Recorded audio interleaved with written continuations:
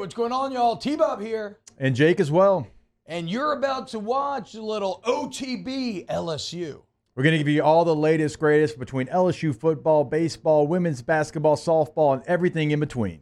Bottom line, if you want to talk Tigers, keep it locked, subscribe, like it, and we hope you enjoy it. One big name, though, that came up for availability yesterday.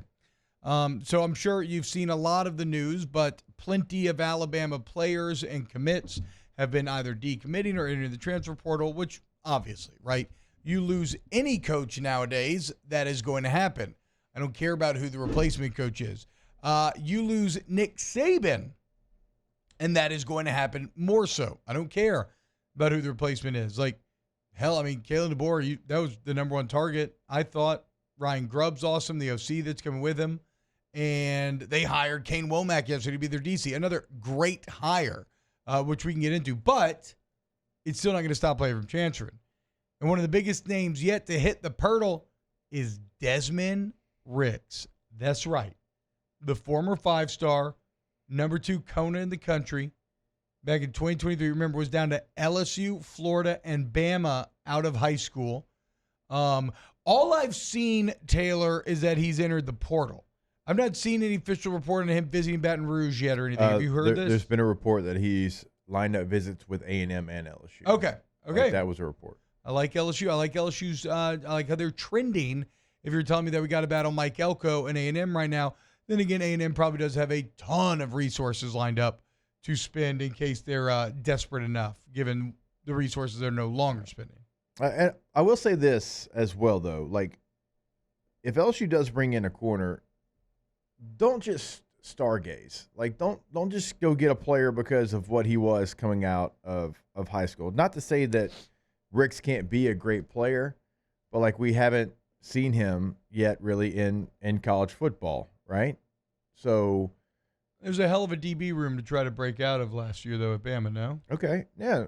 That's what I'm saying. Like, I'm not saying he can't play, but also, like, you've tried to get some of these former five-stars that hadn't necessarily played a ton as well. So if you're only going to take so many, you would like for LSU to do their due diligence and to make sure, like, he can help them more than, like, yesterday we talked about Jabbar Muhammad, who's in the portal from Washington, from DeSoto, Texas, was an all Pac-12 player, really good player. Now he's 5'8", 180 pounds, right? Des Ricks is the 5-star, 6'1", 190 pounds. I get that, but, like, Des Ricks didn't play last year. I know what Jabbar Muhammad is, and so how many years does Muhammad have left?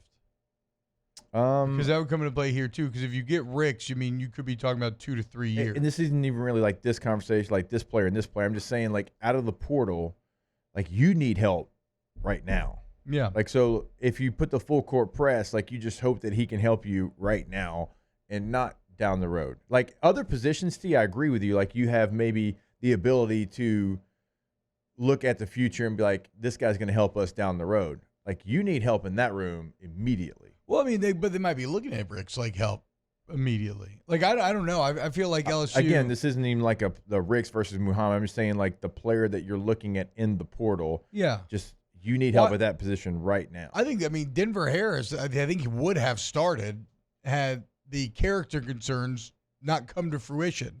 They took a gamble there. It did not work, but it wasn't because of his on-field play. Now, we don't know. I don't know if he would have been, like, great or anything, right? There was wasn't great when we did get to see it, but he would have started. I don't think I've heard anything about character concerns out of Desmond Ricks or anything like that, so you kind of take that maybe out of the equation. Like, you have, like, Trey Amos he's also in the portal from Alabama. He has played in his Alabama career. He's played multiple years in his Alabama career. Never, like, been a star, but he's certainly been solid at times, and he's from New Iberia. Yeah, I think you kick the tires on any good defensive back that hits the portal. I think you have to.